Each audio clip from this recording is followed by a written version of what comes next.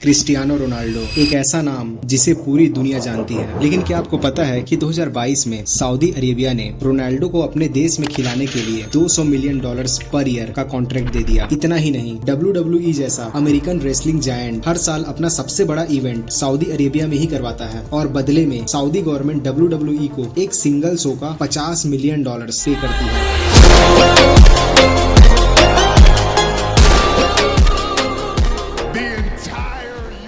Gaming हो, FIFA world cup 2034 की hosting हो या दुनिया के सबसे बड़े हॉलीवुड एक्टर्स, सभी आज सऊदी अरेबिया में इतना पैसा फेंक रहे हैं कि दुनिया का बड़ा से बड़ा ब्रांड उन्हें मना नहीं कर सकता। लेकिन ये सिर्फ आज की बात नहीं है, ये वही देश है जिसने 1973 में अमेरिका और यूरोप को तेल देना बंद कर दिया था। 1973-74 oil embargo led to nationwide fuel shortage, जिसके रिजल्ट में पूरे यूएस में पेट्रोल खत्म हो गया और अमेरिका के प्रेसिडेंट को पूरे देश में क्रिसमस लाइट्स पर बैन लगाना पड़ा ताकि बिजली और फ्यूल बचाया जा सके।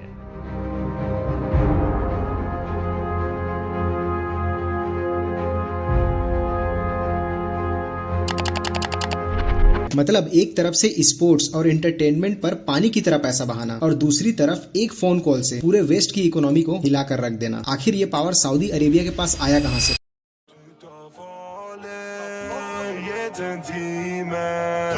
Vet inte utgång, Habibi.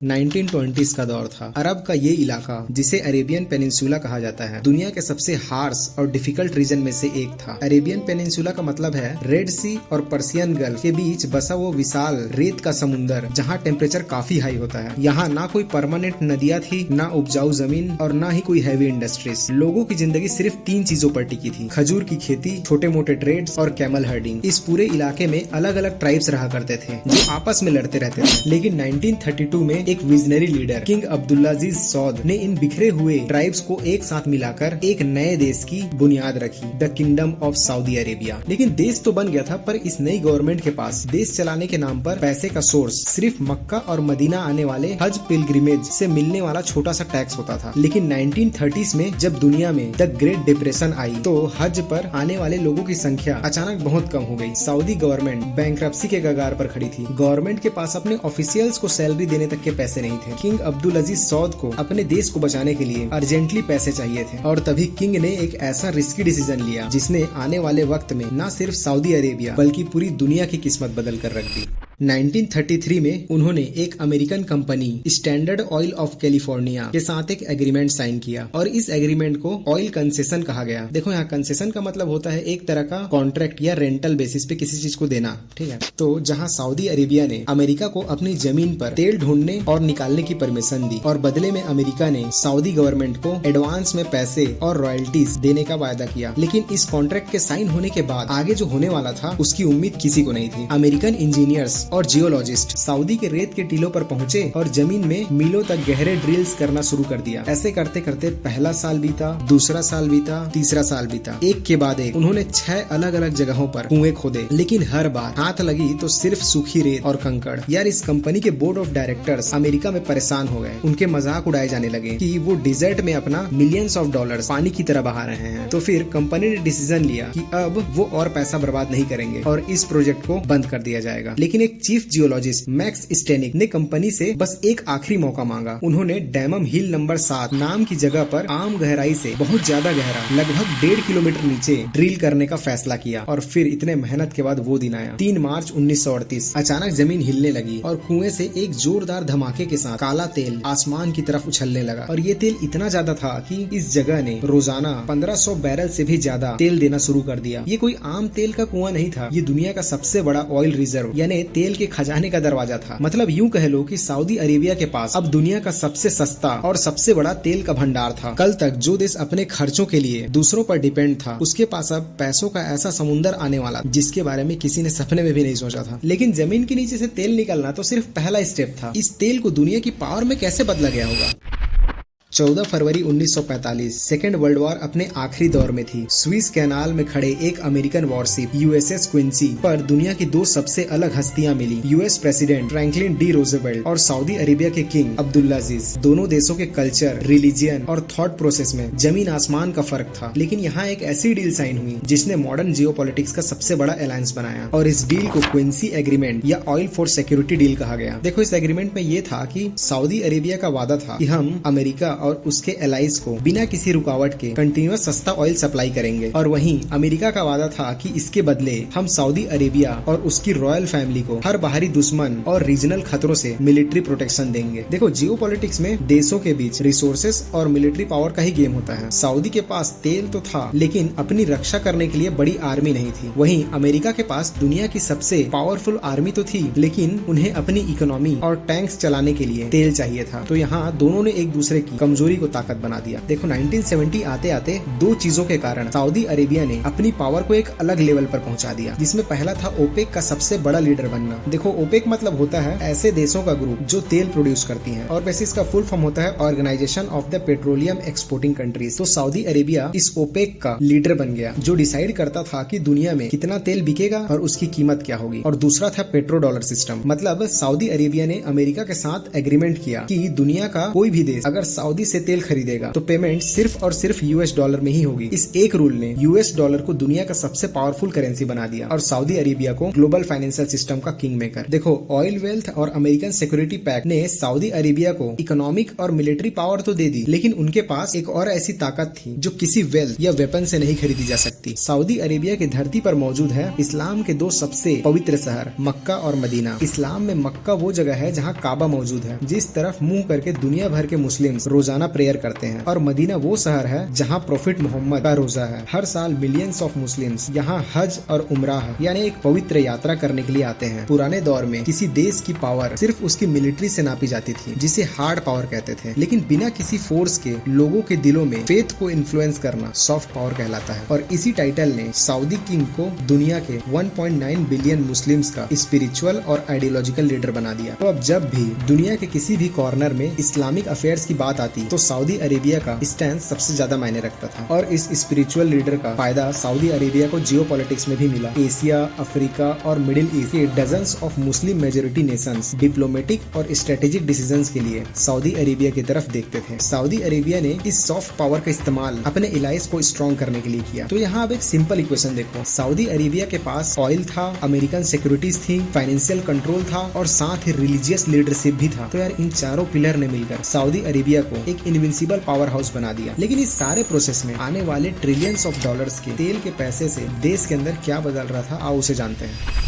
1970 से 2000 के बीच जमीन से निकला हर एक बैरल ऑयल सऊदी अरेबिया की धरती पर एक नया चमत्कार कर रहा था। सोचिए, जिस देश में पहले सड़कें तक नहीं थी, वहाँ अचानक वर्ल्ड क्लास 8 लेन हाईवेज बनने लगे, जहाँ पीने के पानी की एक एक बूंद के लिए लोग तरसते थे। वहाँ समुंदर के नमकीन पानी को पीने लायक बनाने वाले दुनिया के सबसे बड़े डिसैलिनेशन प्लांट्स खड़े किए। लेकिन सऊदी रॉयल फैमिली ने तेल से कमाया हुआ पैसा सिर्फ बिल्डिंग्स बनाने में नहीं लगाया, उन्होंने अपने सिटीजन्स के लिए एक ऐसा वेलफेयर सिस्टम तैयार किया जिसकी दुनिया में कोई दूसरी मिसाल नहीं थी। यहाँ वेलफेयर सिस्टम से मतलब ये है कि एक ऐसी सरकार जो अपने नागरिकों का पूरा खर्चा उठाती है। जैसे सऊदी सिटीजन्स को ना तो कोई इनकम टैक्स देना पड़ता था, और बदले में हॉस्पिटल का इलाज, स्कूल कॉलेज की पढ़ाई, बिजली, पानी और पेट्रोल सब कुछ गवर्नमेंट हैविली सब्सिडाइज या बिल्कुल फ्री कर देती थी। सऊदी अरेबिया का जीडीपी और जीडीपी पर कैपिटा इनकम आसमान छूने लगा। साथ ही साथ सऊदी अरेबिया ने अपने सारे पैसे उड़ाए नहीं, उन्होंने सेंट्रल बैंक के जरिए hundreds of billions of dollars के फॉरेन एक्सचेंज रिजर्व्स जमा कर लिए। यहाँ फॉरेन एक्सचेंज रिजर्व्स का मतलब होता है दूसरे देशों के करेंसीज और गोल्ड का वो इमरजेंसी फंड जो देश को किसी भी आर्थिक समस्या या क्राइसिस से बचाता है। सऊदी अरेबिया ने ऐसा सेफ्टी नेट तैयार कर लिया था कि दुनिया में कितना भी बदलाव आए, उनकी वेल्थ उन्हें हमेशा प्रोटेक्ट करती रहेगी। लेकिन इस सारे लग्जरी और वेल्थ के पीछे एक बहुत बड़ा हिडन डेंजर था। मेरा मतलब है सऊदी अरेबिया की पूरी इकोनॉमी सिर्फ और सिर्फ तेल पर ही टिकी थी, और फिर जिसका डर था वही हुआ।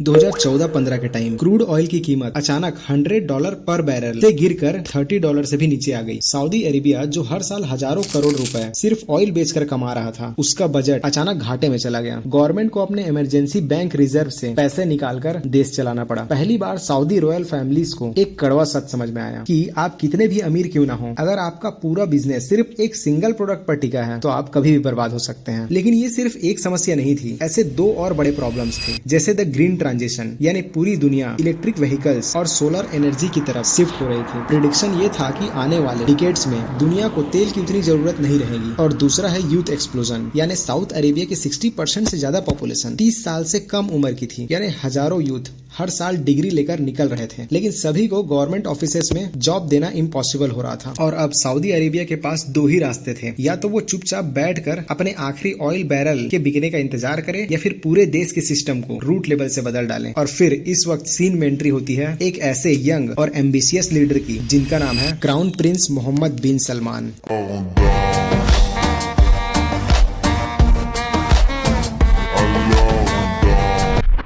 I am Mohammed bin Salman, better known by my initials MBS.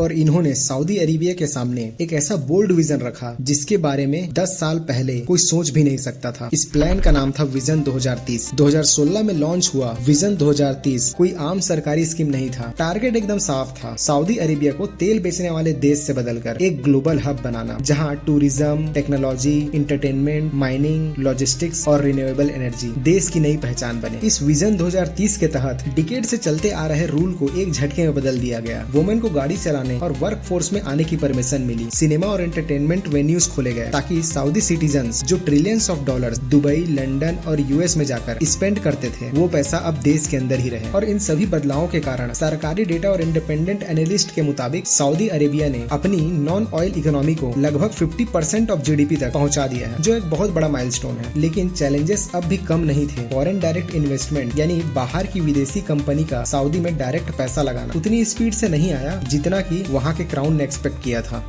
Vision 2030 के $1 ट्रिलियन ड्रीम्स को रियलिटी में बदलने के लिए सऊदी अरेबिया को जरूरत थी एक ऐसे कैश इंजन की जो दुनिया के सबसे बड़े फाइनेंशियल पावर हाउसेस भी टक्कर दे सके। और वो इंजन बना PIF, यानी पब्लिक इन्वेस्टमेंट फंड। PIF को आप सऊदी गवर्नमेंट का ग्लोबल इन्वेस्टमेंट वॉलेट कह सकते हैं। ये एक सोवरेन वेल्थ फंड है, यानी सरकारी खजाने का वो पैसा जो घर में रखने के बजाय दुनिया भर के अलग अलग प्रॉफिटेबल बिजनेसेस, स्टॉक और प्रॉपर्टीज में इन्वेस्ट किया जाता है, ताकि वहाँ से कंटिन्यूअस रिटर्न मिलती रहे। इस PIF के पास लगभग $900 बिलियन से $1 ट्रिलियन के एसेट्स हैं, यानी इतना पैसा कि वो दुनिया के किसी भी सेक्टर को खरीदने की ताकत रखते हैं। जैसे स्पोर्ट्स में देखें तो इंग्लिश प्रीमियर लीग का न्यूकैसल यूनाइटेड फुटबॉल क्लब खरीदा, गोल्फ में लाइव गोल्फ बनाकर पूरे ग्लोबल गोल्फ इकोसिस्टम को शेक कर दिया, और ई स्पोर्ट गेमिंग का ग्लोबल कैपिटल बनने के लिए बिलियंस ऑफ डॉलर्स स्पेंड किए। वहीं टेक्नोलॉजी में देखें तो electric vehicle company lucid Motors में मेजोरिटी स्टेक ले लिए, और उबर, निंटेंडो, कैपकॉम जैसे जायंट्स में हजारों करोड़ रुपए इन्वेस्ट किए। सऊदी अरेबिया अब सिर्फ तेल बेचकर दुनिया से पैसा नहीं ले रहा था, वो दुनिया के टॉप बिजनेसेस का मालिक बनकर उनकी कमाई का हिस्सा अपने घर ला रहा था। लेकिन इस PIF का असली गोल सिर्फ प्रॉफिट कमाना नहीं था, इसका मेन आइडिया था फाइनेंशियल कैपिटल को ग्लोबल इन्फ्लुएंस में कन्वर्ट करना। यानी जब सऊदी अरेबिया के पास दुनिया की टॉप कंपनीज के शेयर्स हैं, तो इंटरनेशनल बोर्ड रूम में उनकी आवाज कोई दबा नहीं सकता। और इन सभी ग्लोबल पैसों का यूज करके सऊदी अरेबिया एक फ्यूचरिस्टिक टेक्नोलॉजी बना रहा है।